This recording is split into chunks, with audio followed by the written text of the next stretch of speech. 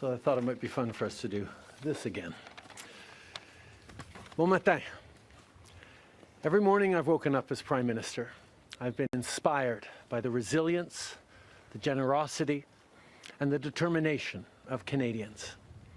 It is the driving force of every single day I have the privilege of serving in this office.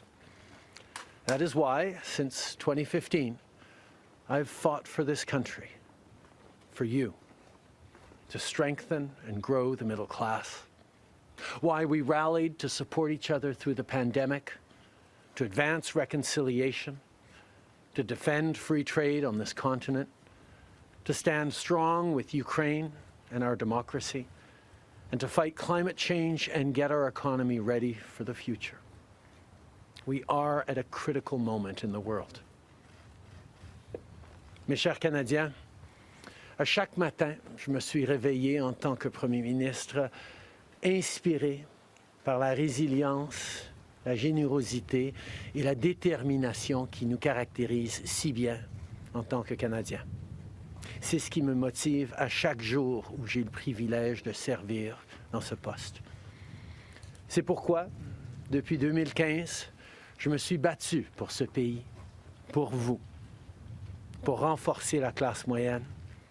Pourquoi nous nous sommes mobilisés en tant que Canadiens pour se soutenir les uns les autres pendant la pandémie, pour faire progresser la réconciliation, pour défendre le libre-échange sur notre continent, pour notre soutien inébranlable de l'Ukraine et de la démocratie, et pour lutter contre les changements climatiques et préparer l'économie de l'avenir. Nous traversons vraiment un moment critique dans le monde. My friends, as you all know, I'm a fighter. Every bone in my body has always told me to fight because I care deeply about Canadians, I care deeply about this country, and I will always be motivated by what is in the best interest of Canadians. And the fact is, despite best efforts to work through it, Parliament has been paralysed for months after what has been the longest session of a minority parliament in Canadian history. That's why this morning I advised the Governor-General that we need a new session of Parliament. She has granted this request, and the House will now be prorogued until March 24th. Over the holidays, I've also had a chance to reflect and have had long talks with my family about our future. Throughout the course of my career, any success I have personally achieved has been because of their support and with their encouragement. So last night over dinner, I told my kids about the decision that I'm sharing with you today. I intend to resign as party leader, as Prime Minister, after the party selects its next leader through a robust, nationwide, competitive process. Last night, I asked the President of the Liberal Party to begin that process. This country deserves a real choice in the next election, and it has become clear to me that if I'm having to fight internal battles, I cannot be the best option in that election. Mes chers amis, comme vous savez, je suis un fighter. Dans mon fort intérieur, je me suis toujours battu parce que je me soucie profondément des Canadiens. Et je serai toujours motivé par ce qui est dans le meilleur intérêt des Canadiens.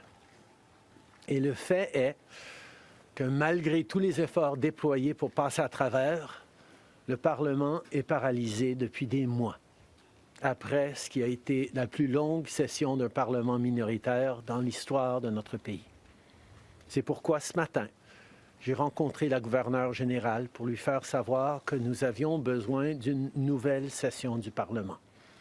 Elle a accédé à ma demande et la Chambre sera donc prorogée jusqu'au 24 mars. Pendant le temps des fêtes, j'ai également eu l'occasion de réfléchir et d'avoir de longues conversations avec ma famille quant à notre avenir. Tout au long de ma carrière, tout le succès que j'ai eu personnellement est dû à leur soutien et à leurs encouragements. Donc hier soir, au souper, j'ai partagé avec mes enfants la décision que je partage avec vous tous aujourd'hui. J'ai l'intention de démissionner de mon poste de chef du Parti libéral du Canada et de Premier ministre une fois que le parti aura choisi son prochain chef à l'issue d'un processus national, rigoureux et compétitif. Hier soir, j'ai demandé au président du parti de commencer les étapes nécessaires. Le pays mérite un choix clair et réel lors des prochaines élections. Il est devenu évident pour moi que si je dois me concentrer sur des batailles internes, je ne peux pas être la meilleure option lors de ces élections. Le Parti libéral du Canada est une institution importante dans l'histoire de notre grand pays et de notre démocratie. Un nouveau premier ministre et chef du parti portera les valeurs et les idées du Parti libéral dans la prochaine élection. J'ai hâte d'observer le déroulement de ce processus dans les mois à venir. Nous avons été élus pour la 3e fois en 2021 pour renforcer l'économie après la pandémie et faire progresser les intérêts du Canada dans un monde complexe.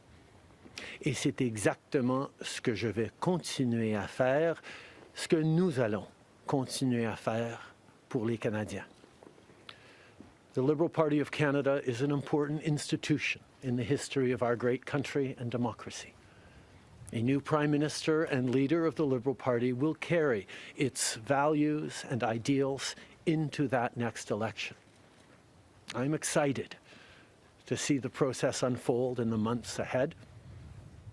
We were elected for the 3rd time in 2021 to strengthen the economy post-pandemic and advance Canada's interests in a complicated world.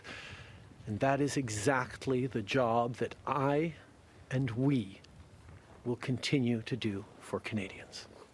Merci beaucoup, mes amis. Thank you, Prime Minister. We'll now go to questions, starting with Laurence Martin, Radio-Canada. Bonjour, Monsieur Trudeau. Vous vouliez le faire, ce combat contre Pierre Poilievre. Des batailles internes, il y en a dans votre parti depuis plusieurs mois déjà. Pourquoi est-ce que vous décidez d'abdiquer maintenant? Qu'est-ce qui vous a fait changer d'avis? Comme vous savez, je ne suis pas quelqu'un qui recule facilement devant un combat, surtout un combat si important pour le parti et pour le pays. Mais je fais ce job parce que l'intérêt des Canadiens et le bien-être de notre pays, de notre démocratie, me tient à cœur. Et c'est devenu clair que je ne peux pas être le chef dans les prochaines élections à cause des batailles internes. Ensuite, As you all know, I am a fighter, and I am not someone who backs away from a fight, particularly when a fight is as important as this one is. But I have always been driven by my love for Canada, by my desire to serve Canadians, and by what is in the best interest of Canadians. And Canadians deserve a real choice in the next election.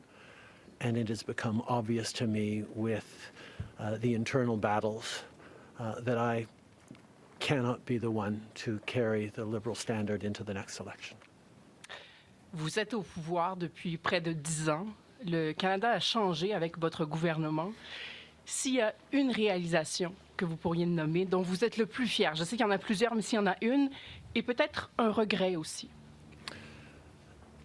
En 2015, on a été élu sur une promesse de travailler pour la classe moyenne dans ce pays. Et c'est ce qu'on a pu faire. On a réduit la pauvreté, on a aidé énormément les familles, on a créé une économie qui fonctionne pour bien plus de monde en se préparant pour un avenir et plus numérique et où les changements climatiques vont avoir un plus grand impact. On a fait énormément de travail avec les Canadiens. Le Canada est meilleur à cause du travail que nous avons tous fait au cours des dernières années. Un regret, je continue à penser que si notre système électoral aurait été changé pour que les gens puissent mettre un premier, un deuxième, un troisième choix sur le bulletin, les partis auraient passé plus de temps à regarder les points qu'ils avaient en commun pour être les deuxième ou troisième choix des voteurs plutôt que de voir la polarisation que nous avions. Mais je ne pouvais pas de façon unilatérale changer notre mode de scrutin dans ce pays. Next question. We got elected in 2015 to fight for the middle class, and that's exactly what we've done over the past years. We reduced their taxes, we increased the benefits to families, we made sure the economy was focused on working for everyone and not just a few, and that has changed. That has dropped poverty rates in Canada, that has brought more people into the workforce, that has moved us forward on reconciliation in a way that has deeply improved the opportunities and success of Canadians despite the incredibly difficult times the world is going through right now.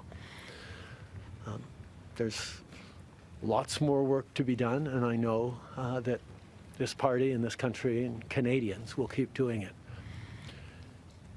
If I have one regret, particularly as we approach this election, well, there are probably many regrets that I will think of, but I do wish that we'd been able to change the way we elect our governments in this country so that people could simply choose a second choice or a third choice on the same ballot, so that parties would spend more time trying to be people's second or third choices, and people would have been looking for things they have in common instead of trying to polarize and divide Canadians against each other. I think in this time, figuring out how to pull together and find common ground remains something that is really important for democracies. But I could not change unilaterally, without support of other parties, our electoral system. That wouldn't have been responsible. Prochaine question. Tonda McCharles, Toronto Star. Prime Minister, up until 3 weeks ago, you were intending to stay, and it seems that the event 3 weeks ago of Ms. Freeland coming out and saying you were firing her as your finance minister was the catalyst that brought us here today. So can you explain your side of what happened there? Chrystia has been by my side for close to 10 years now. She has been an incredible political partner through just about everything we have done as a government and as a party over the past decade. I had really hoped that she would agree to continue as my Deputy Prime Minister and take on one of the most important files that not just this government but this country is facing, but she chose otherwise. In regards to what actually happened, I am not someone who's in the habit of sharing private conversations. Chrystia a été depuis presque 10 ans maintenant à mes côtés en tant que partenaire politique essentiel à presque tout ce qu'on a réussi en tant que gouvernement, en tant que parti. J'aurais vraiment souhaité qu'elle choisisse de continuer en tant que ma vice-première ministre et qu'elle prenne un des dossiers les plus importants auxquels les Canadiens et notre gouvernement vont faire face dans les mois à venir, d'ici les prochaines élections. Mais elle n'a pas voulu. Mais par rapport aux détails, je ne suis pas quelqu'un qui partage les détails de conversations privées. You spoke about the Liberal Party as an institution and the internal battles right now, but I'm wondering if you feel that another leader will have more success than you will at beating Pierre Poilievre in the next campaign. Pierre Poilievre's vision for this country is not the right one for Canadians. Stopping the fight against climate change doesn't make sense. backing off on the values and strength in diversity that Canada has always worked to pull itself together on is not the right path for the country. Attacking journalists, the CBC institutions, that's not what Canadians need in this moment. We need an ambitious, optimistic view of the future, and Pierre Poilievre is not offering that. And I look forward to the fight as progressives across this country stand up for the kind of vision for a better country that Canadians have always carried, despite the tremendous pressures around the world to think smaller, to veer towards the hard right, and to be less ambitious for what we can be and do as a country when the world really needs Canada. That's not an answer, though. Yes or no? Is there another leader that could beat him? Absolutely.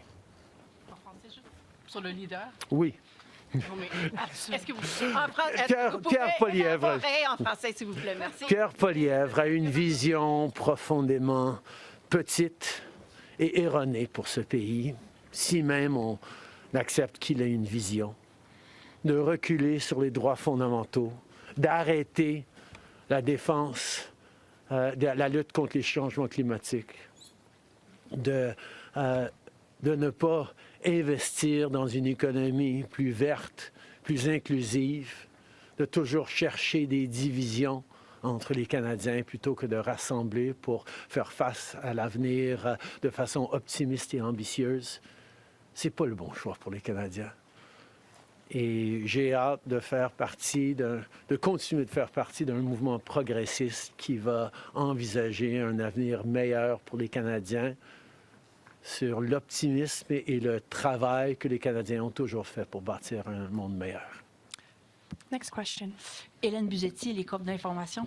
Bonjour, M. Trudeau. Il y a 16 ans, en décembre 2008, Stephen Harper a prorogé le Parlement pour s'éviter un vote de confiance qu'il savait qu'il allait perdre parce que les 3 partis d'opposition allaient voter contre lui. Exactement comme la situation dans laquelle vous vous trouvez aujourd'hui. À l'époque, le chef libéral, Stéphane Dion, avait dit, puis je le cite ici, que c'était une entrave à la Constitution et un affront à la démocratie. Alors, j'aimerais savoir pourquoi ce qui était mauvais pour les conservateurs de Stephen Harper devrait être bon pour les libéraux de Justin Trudeau. La gouverneure générale, en 2008, avait correctement conclu que la Chambre venait juste d'accorder leur confiance de façon formelle au gouvernement de M. Harper, malgré même une lettre signée qui était un document politique. La voix de la Chambre compte. Or, avant d'arrêter le travail à la Chambre pour les fêtes, on a gagné 3 votes de non-confiance, 3 votes de confiance. Et nous allons devoir retester la confiance de la Chambre dès le mois de mars pour passer les éléments budgétaires nécessaires pour faire fonctionner le gouvernement. In 2008, the Governor General correctly concluded that because the very last times in the previous weeks that the confidence of the House had been tested, it had passed that confidence test. Stephen Harper continued to have the confidence of the House. And it actually would bear out because as soon as they came back from the prorogation, Stephen Harper won a confidence vote once again.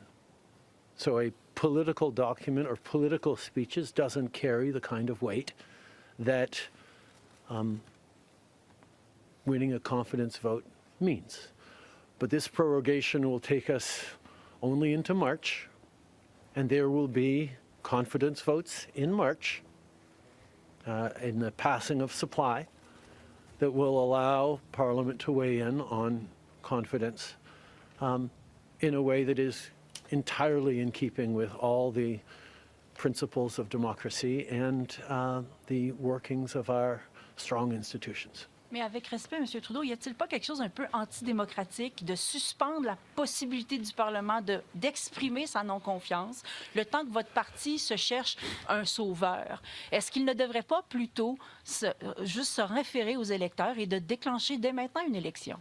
Hélène, je pense que tu as très clairement vu, comme tout le monde dans la galerie de presse parlementaire, à quel point le Parlement ne fonctionne plus depuis plusieurs mois. On est pogné dans une question de privilège. Il y a des motions d'obstruction constantes et on a pu très peu accomplir pendant les derniers mois au Parlement. Le Parlement a besoin d'un reset, a besoin de se calmer un peu les pompons pour se remettre au travail pour les Canadiens et pas à faire de la petite politique constante, ce qu'on est en train de voir des conservateurs. Donc, ce reset a deux éléments. Une prorogation pour que, justement, on recommence avec une fraîche approche au Parlement. Et deuxièmement, oui, le Parti libéral va entamer un leadership parce que je m'attends à ce que si c'est pas moi qui va mener le parti dans les prochaines élections, la polarisation qu'on voit actuellement au Parlement devrait aussi se calmer un petit peu. Les Canadiens ont besoin d'un Parlement qui fonctionne, particulièrement dans ce moment complexe, et ces deux éléments vont représenter le reset nécessaire pour le Parlement. En anglais, mais si vous pouvez dire pourquoi pas une élection? Vous ne l'avez pas dit. The parliamentary press gallery and anyone who's been watching politics closely over the past months will know that Parliament has been entirely seized by obstruction and filibustering and a total lack of productivity over the past few months. We are right now the longest serving minority government in history, and it's time for a reset. It's time for the temperature to come down, for the people to have a fresh start in Parliament, to be able to navigate through these complex times, both domestically and internationally.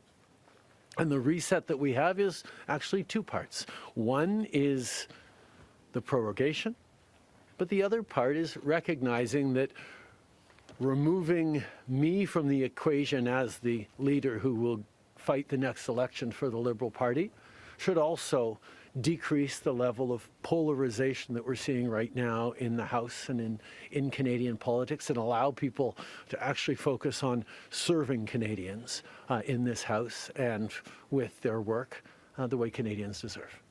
On va prendre une dernière question. Good morning, Prime Minister. Stephanie Taylor with the National Post.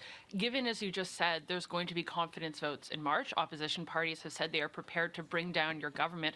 What kind of chances do you think you are leaving to your successor, given that there will only be mere weeks for them to introduce themselves to Canadians before heading into an election, potentially? I have a tremendous amount of confidence in both Canadians and in parliamentarians' interest in serving Canadians in the right way. We're in a minority government right now, and there hasn't been an active leadership in a minority government in more than 50 years in this country. And there is always going to be the challenge of having a leadership race while a parliament would face confidence votes in the course of delivering supply to the government.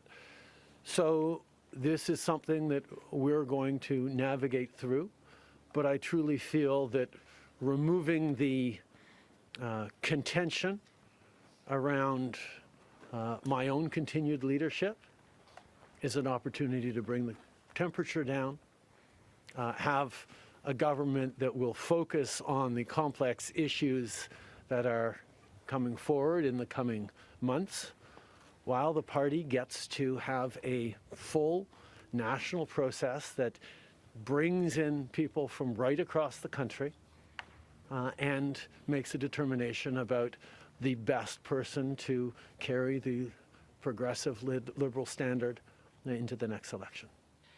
Can you clarify whether ministers who would like to campaign for your job will have to step out of cabinet?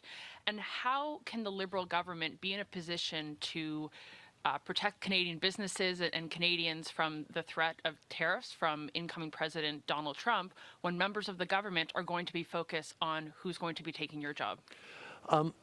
The government will still, and the cabinet will still be very much focused on doing the job that Canadians elected us to do in 2021, which is fight for their interests, stand up for their well-being, and make sure that they are good and that Canadians are protected and strong. There will be a leadership process and the rules will unfold over the coming weeks. But I can assure you that the tools and the need to stand up for Canadians, to protect Canadians in their interests and continue to fight for the economy is something that everyone in this government will be singularly focused on.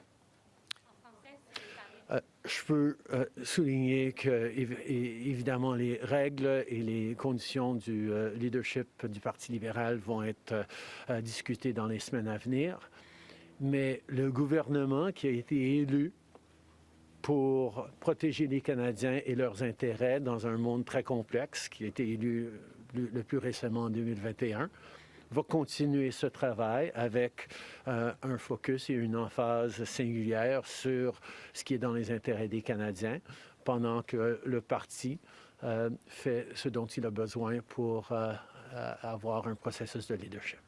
Merci beaucoup. Ceci conclut la conférence de presse d'aujourd'hui. Merci tout le monde. Merci d'être ici dans une belle journée d'Ottawa. Bonne journée.